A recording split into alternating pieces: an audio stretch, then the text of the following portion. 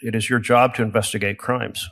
Yes, I agree with the Fifth Amendment. I agree with the entire Constitution, and the men and women at the FBI decide. So are you going to launch an investigation of the reported violation of the due process of several hundred individuals? Again, Senator, it's not for me to call the balls and strikes on it. The men and women at the FBI who are trained to open investigations will make those calls. So you have no influence over whether an investigation is opened?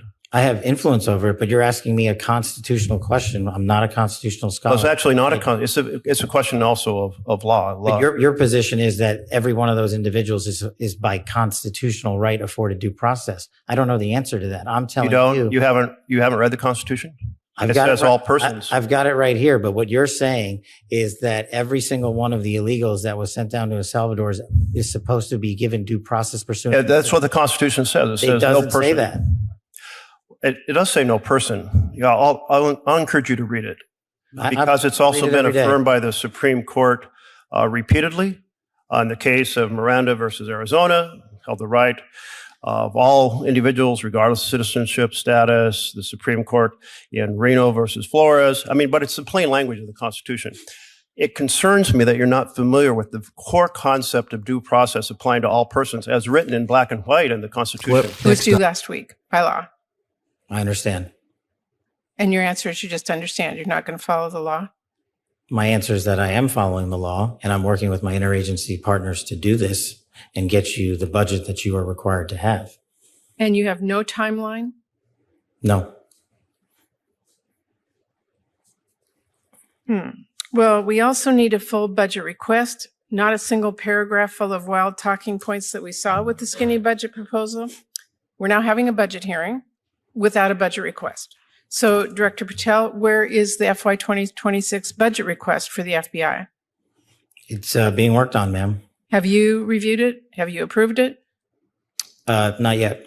When will we get it? As soon as I can get it from my interagency partners and get it approved. 6 months from now?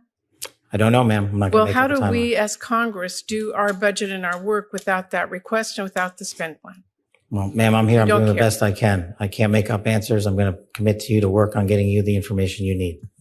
That is insufficient and deeply disturbing. No response? I've given my response. This clip. And then Placed on leave FBI employees responsible for the investigation of January 6th.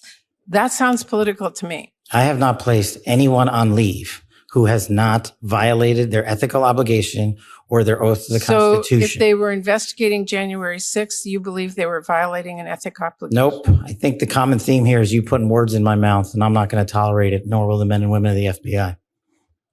Well, you did place on leave an analyst responsible for investigating Russia's meddling in the 2016 election. Is that politicization? Is that retribution?